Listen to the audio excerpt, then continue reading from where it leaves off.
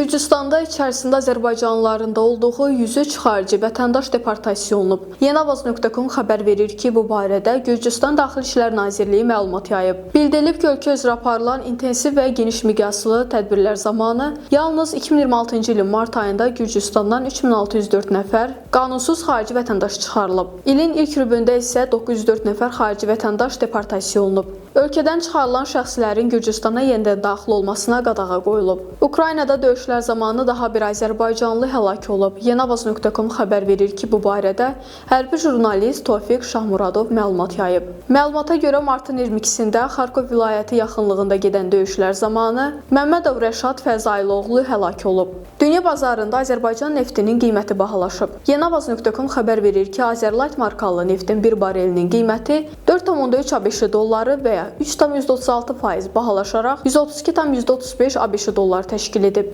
Azərbaycanın bu ilki dövlət büdcəsində bir barel neftin orta qiyməti 65 ABŞ dollarından hesablanıb.